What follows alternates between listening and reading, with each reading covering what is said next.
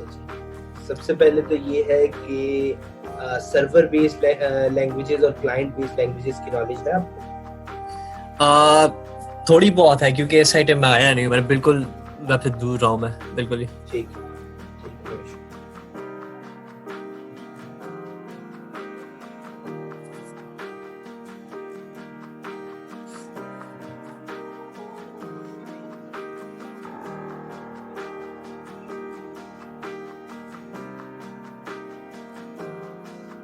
अच्छा, HTML, CSS के बारे में आपको पता है? जी जी जी, बिल्कुल HTML CSS का पता है मुझे। ठीक है, तो मैं उसके साथ मिलकर जो है वो मिलाकर ही आपको एक एग्जांपल दूँगा जिसमें आपको दिक्कत नहीं होगी। ठीक है ठीक है।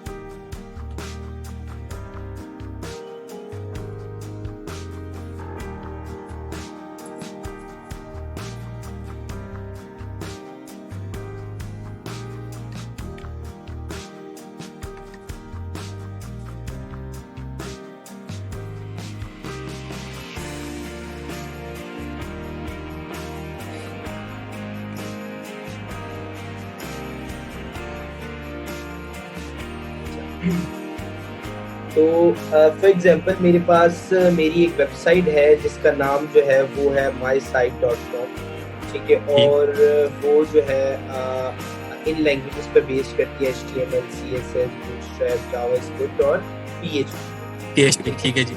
ये जो लैंग्वेजेस हैं ये क्लाइंट साइड लैंग्वेजेस हैं, लेकिन सही। PHP जो है वो सर्वर साइड लैंग्वेज है। मैं यहाँ पर इट्स सर्वर साइड स्क्रिप्टिंग,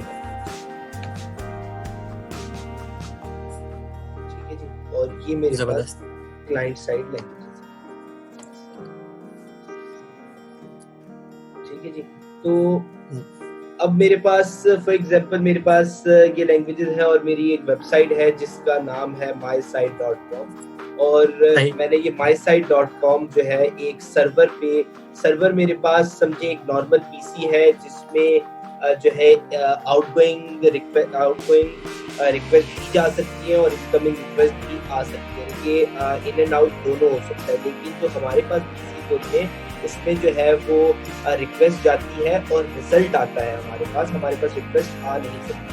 तो सही। ये सर्वर पीसीज जो है वो स्पेशली पीसीज होते हैं जिसको पोर्ट फॉरवर्डिंग वगैरह वो मतलब की चीज़ें, तो वो सही। उस पे जो है एक्टिव होती है। तो उसपे जो है ना हमें जो है वो cPanel दिया जाता है जिसमें होस्टिंग और डोमेन होता है, और मैंने यहाँ पर जाके अपनी वेबसाइट जो है वो एक स्पेस में जाके रख दी। रीसेट किया था। सही। ठीक है, उसके बाद मैंने जो है ये मेरे पास समझे ये जो पीसीज हैं मेरे पास all over the world pieces हैं, ये मैंने कुछ बनाए कि मेरे पास बहुत सारे इंडिया के पीसीज हैं, ठीक है? और हर पीसी का एक आईपी एड्रेस होता है जो कि यूनिक होता है, ठीक है? सही। ये यूजर पीसीज आ रहे हैं या ये जो आपने एक अलॉट की हुई आईपी, मतलब एक आपने आईपी प्रोवाइड? नहीं यूजर यूजर्स पीसी हैं। सही। जबरदस्त जबरदस्त जबरदस्त। तो इसमें जो है मैं समझे ये मेरा पीसी था जिसमें मैंने जाके जो है ना ये मेरा पीसी था, ये जो डॉट है, और मैंने जाके सर्वर पे अपनी वेबसाइट रख दी। उसके बाद मैंने अपने फ्रेंड को कहा कि भाई मैं अपने लैपटॉप पे जाके अपने पीसी पे जाके मेरी वेबसाइट जो कि mysite.com उसका डोमेन है वहां जाके जी। आप सर्च करो। तो सही। उस पे जो है वो जाके सर्च की तो उससे एक रिक्वेस्ट जाएगी DNS के पास जिसमें रिक्वेस्ट जारी होगी कि भाई इस आईपी से रिक्वेस्ट आई है mysite.com की, ठीक है? सही। तो ये DNS है, इसको सब चीजें पता होती है, नेविगेटर है बेसिकली, ये आपको बिल्कुल। वन टाइम जो है वो गाइड कर देता है कि भाई ये चीज यहाँ पड़ी है, इसको सब पता होता है। तो ये मुझे इस बिल्कुल। सर्वर की आईपी प्रोवाइड कर देगा। जब मुझे ये सर्वर की आईपी प्रोवाइड करेगा तो ये पीसी और ये पीसी आपस में कनेक्टेड हो जाएंगे और इसमें से बिल्कुल रिक्वेस्ट जा रही होगी और रिजल्ट आ रहा होगा। आ रहा होगा। सही। लेकिन जो ये लैंग्वेजेस है, ये लैंग्वेजेस पे वेबसाइट बनी हुई है, तो ये लैंग्वेजेस एज इट इज पूरी की पूरी यहाँ से यहाँ इस सर्वर से उठ के इस पीसी में आ जाएंगी और यहीं पे जो है ये लैंग्वेजेस एग्जीक्यूट होंगी और यहीं पे ये लैंग्वेजेस अपना रिजल्ट देंगी।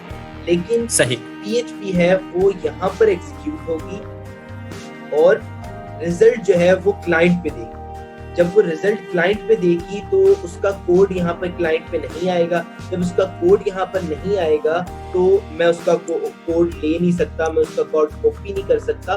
तो इट्स अ सिक्योर लैंग्वेज। सही, जबरदस्त। बेसिकली सर्वर साइड लैंग्वेज में आ जाती है। बिल्कुल, server side language back and पे जो सारी हो रही है। बिल्कुल, तो सर्वर साइड लैंग्वेजेस ये हैं। अब सेम केस जो है वो पाइथन के साथ है, लेकिन पाइथन PHP से ऊपर क्यों चली गई? इसलिए कि पाइथन बहुत से जो है वो बहुत से सराउंडिंग पे, बहुत सी फील्ड्स में काम कर रही है। जैसे कि फॉर एग्जांपल वो वेब डेवलपमेंट में भी काम कर रही है, ठीक है, वो मशीन लर्निंग में भी काम कर रही है, वो जो है डेटा साइंस में भी अब तो काम कर रही है, डेटा साइंस में भी काम कर रही है, और इसके अलावा जो है वो रोबोटिक्स में भी काम कर रही है, AI पे आर्टिफिशियल इंटेलिजेंस में काम कर रही है। इसके अलावा जो है वो डेटा एनालिसिस के लिए काम कर रही है, वो डेस्कटॉप एप्लीकेशंस के लिए काम कर रही है। तो बहुत सारी फील्ड्स हैं जिसमें जो है ना ये पाइथन हमारे पास यूज हो रही है और बहुत सारे काम प्ले कर रही है। तो लेकिन अब हर चीज की यानी कि वर्किंग्स वगैरह अलग है। तो जैसे वेब डेवलपमेंट में पाइथन, कोर पाइथन तो ठीक है, लेकिन वेब डेवलपमेंट में वो फ्रेमवर्क्स पे आ जाती है। तो फ्रेमवर्क्स पे आ जाती है तो हमें जो है, अगर हम क्लाइंट साइड पे काम कर रहे हैं, क्लाइंट मतलब मैं अपने पीसी पे ही काम कर रहा हूँ टोटली, तो पाइथन में जो दो फ्रेमवर्क्स हैं, एक मेरे पास फ्रेमवर्क है फ्लास्क है, दूसरा मेरे पास फ्रेमवर्क है जेंगो। तो इसमें जो है मेरे पास दोनों में एक लाइट वेट सर्वर्स जो है ना वो मुझे दिए जाते हैं। तो मुझे जो है समझे मुझे होस्टिंग वगैरह परचेज करने की जरूरत नहीं पड़ती कि मैं लोकली काम कर रहा हूँ। तो उन्होंने मुझे लाइट वेट सर्वर्स प्रोवाइड कर दिए गए, मैं उनको यूज करके अपनी जो है वेबसाइट कंप्लीट करके फिर उसके बाद कोई जो है वो ऑनलाइन सर्वर परचेज करके मैं उस पर ट्रांसफर कर सकता हूँ। तो जबरदस्त, पाइथन जो है बहुत ही सिक्योर लैंग्वेज है और पाइथन इस वजह से ऊपर चली है। और इसका मेन रीजन क्या है, इसकी जो लैंग्वेज यानी कि इसका जो कोडिंग है वो इंग्लिश लैंग्वेज बेस्ड है। एग्जैक्टली, स्क्रिप्टिंग बहुत इजी है, स्क्रिप्टिंग बहुत इजी है। इसमें स्टेटमेंट टर्मिनेटर्स आपको यूज नहीं करने पड़ते। एग्जैक्टली, ठीक है। बाकी लैंग्वेजेस में आपको स्टेटमेंट टर्मिनेटर्स और ये सब चीजें आपको यूज करनी पड़ती हैं, लेकिन पाइथन जो है वो डिफरेंट है, इसमें आपको स्टेटमेंट टर्मिनेटर्स यूज नहीं करने पड़ते। बाकी लैंग्वेजेस में आपके पास जो है वो इस पाइथन में हमारे पास इंटरप्रेटर होता है। अच्छा, ठीक। और बाकी लैंग्वेजेस में जो है वो हमारे पास बाकी लैंग्वेजेस में मैं नाम भूल गया, मैं आपको बता दूंगा। बाकी लैंग्वेजेस में भी हमारे पास बाकी लैंग्वेजेस में हमारे पास कंपाइलर होता है। कंपाइलर, एग्जैक्टली, ठीक है। और इसमें हमारे पास इंटरप्रेटर होता है। इंटरप्रेटर क्या करता है? इंटरप्रेटर जो भी हम कोड राइट डाउन करते हैं उस कोड को रन टाइम पर ही जो है वो एग्जीक्यूट करता है और एग्जीक्यूट करके आपको रिजल्ट दे देता है। लेकिन कंपाइलर ऐसे नहीं करता। कंपाइलर पहले उस कोड को कंपाइल करता है, उसके बाद आपको रिजल्ट करता है। बिल्कुल। तो इसमें हमारे पास इंटरप्रेटर है। तो पाइथन यानी कि उन्होंने बहुत ही यानी कि इजी लैंग्वेज बनाई है और हर प्लेटफॉर्म पे जो है ना पाइथन यानी कि अब होती जा रही है। लेकिन पाइथन से भी अपग्रेडेड एक लैंग्वेज है जो कि है जावास्क्रिप्ट, जिसको ना कोई आज तक हरा पाया है और ना इन फ्यूचर मेरा ख्याल है कोई हरा पाएगा। बिल्कुल, जावास्क्रिप्ट से बिल्कुल कोसों दूर मैंने हाथ भी नहीं लगाया। जावास्क्रिप्ट बस कोर्स पे लगाया था यूनिवर्सिटी में, उसके बाद तो एकदम समझ बहुत मुश्किल है समझ जावास्क्रिप्ट। नहीं मुश्किल इन द सेंस कि वो लॉजिकल बेस एग्जैक्टली, उसकी लॉजिक्स बहुत ही तो जावास्क्रिप्ट में ये है कि अगर आपके पास आप किसी भी एनवायरनमेंट पे काम कर रहे हो, किसी भी फ्रेमवर्क पे काम कर रहे हो, अगर आपके पास कोई एरर आ जाते हैं, कुछ भी आ जाते हैं, तो आप अपनी एक जो है JS की फाइल बना के उसमें जो है उसे रिजॉल्व करके आप उस फाइल को उसमें आप प्रोग्राम में रखते हो तो वो एरर जो है वो सॉल्व हो जाता है। तो जावास्क्रिप्ट जो है बहुत ही यानी कि हर प्लेटफॉर्म के लिए हर जगह पे वो यूज होती है। चल जाती है। हाँ, बहुत ही आसान लैंग्वेज है। और आसान तो नहीं कह सकते, लेकिन ये कि लॉजिक्स उसमें इतनी है कि बहुत ही रिजॉल्व हो जाती है। अच्छा, तो ये यानी कि एक समझे एक छोटा सा रिव्यू था जो आपको क्लियर है। अगर इस पे कोई क्वेश्चन है आपको तो आप पूछ सकते हैं। नहीं बिल्कुल। अच्छा, हम इस पे जावास्क्रिप्ट भी कवर करेंगे कि जावास्क्रिप्ट कवर नहीं करेंगे? नहीं जावास्क्रिप्ट सब अच्छा। तो अलग चीज है ना। अच्छा, ठीक है सही। वो उसका जो समझे सर्कल है वो पूरा एक अलग है जो HTML के साथ है। ठीक है सही। जबरदस्त। तो बाकी इसमें पाइथन में आपको कोई चीज क्लियर ना हुई है? नहीं जबरदस्त, बिल्कुल क्लियर। तो मैं अब जो है आपको ये है कि पाइथन की इंस्टॉलेशन वगैरह और वो चीज़ें बता देता हूँ कि इस तरह सही। तो सबसे पहले तो हम आ जाते हैं ब्राउज़र में। अगर आपके जो है मैंने किया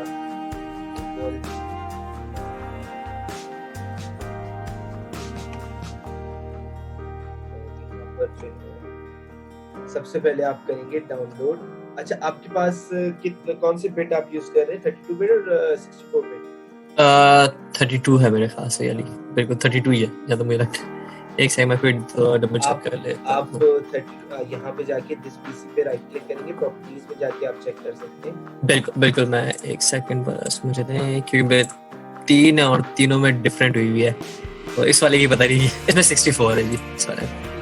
तो इसमें जाके डाउनलोड पाइथन किया आपने और पाइथन की वेबसाइट है, आप भी जा सकते हैं और यहाँ पर आके आपने डाउनलोड पाइथन लिखा और पाइथन में जाने के बाद आप यहाँ से आके डाउनलोड पाइथन आप जो है अपने पास डाउनलोड कर लेंगे।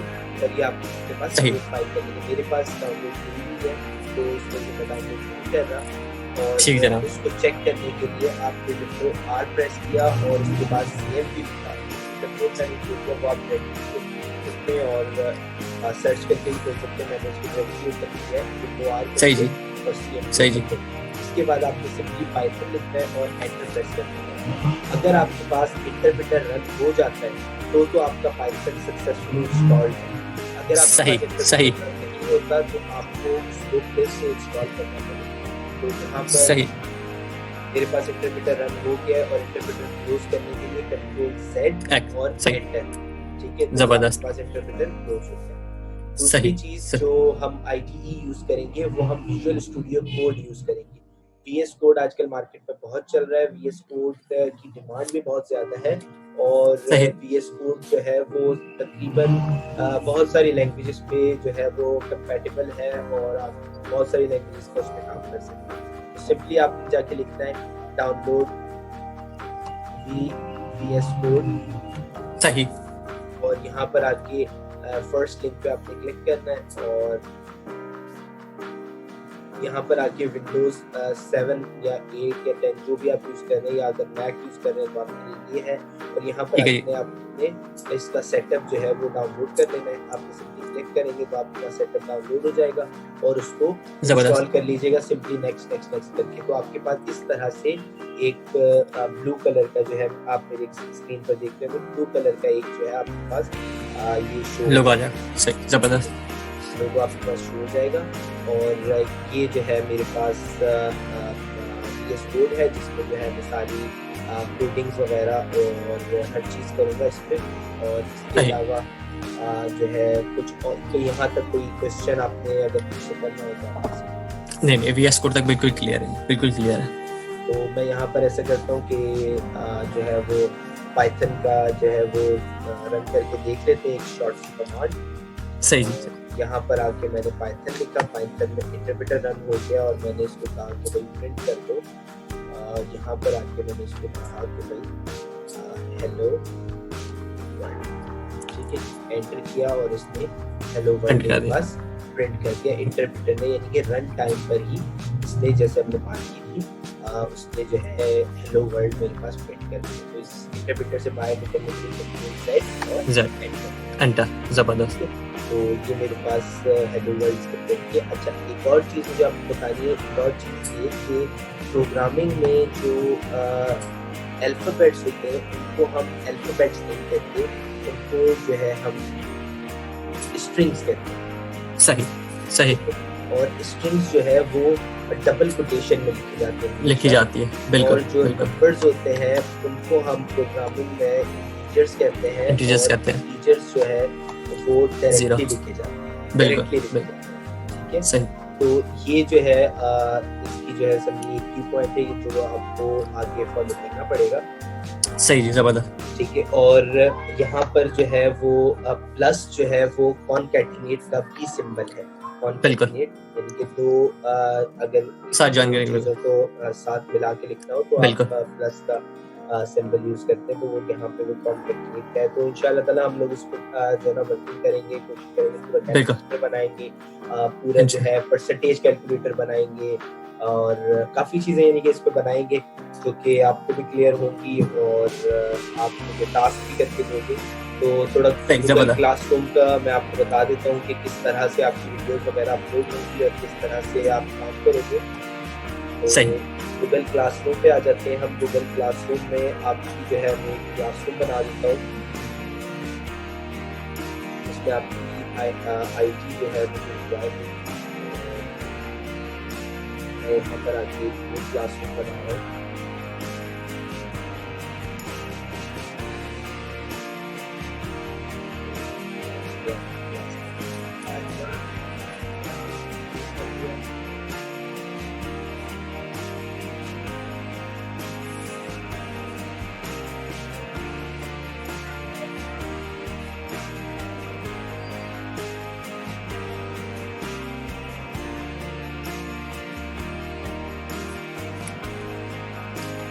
तो Django हम फिर बाद में जाके यूज करेंगे, अभी स्टार्टिंग में हम विजुअल पे कोड करेंगे। विजुअल स्टूडियो पे हम लोग Django स्टार्ट करेंगे। अच्छा, विजुअल सही, जबरदस्त। ठीक है, यहाँ पर आपकी जो है वो अपलोड होगी और मैं आपका जो है वो ईमेल एड्रेस जो है वो यहाँ पर ऐड कर देता हूँ।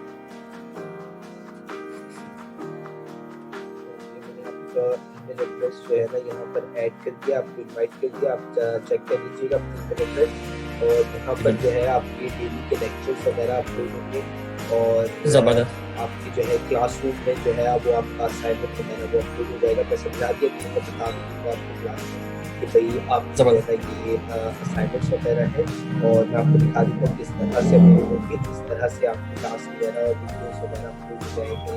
जैसे ये फॉर एग्जाम्पल मैंने काम किया था और ये मेरी वीडियोस थी और ये वीडियोस अपलोड हो जाएंगी और आप भी अपलोड हो जाएगा और क्लासरूम में आपको जो है टास्क इस तरह से जैसे मैंने ये टेबल्स का टास्क किया बिल्कुल इस तरह से आपको ये टास्क प्रोवाइड हो जाएगा। बेहतरीन, तो करना है कि आप करेंगे तो ही जो है ना मजा होगा। बिल्कुल बिल्कुल, नहीं बिल्कुल बिल्कुल बेफिक्र है, इस बात से तो बिल्कुल आप मुतमईन रहे। ठीक है, तो आप मुझे करके सबमिट करा दें। मैं वो नहीं है कि मैं जो है ना कोर्स पे ही डिपेंडेंट रहूँ। मैं जो है स्टूडेंट कोर्स से आउट करके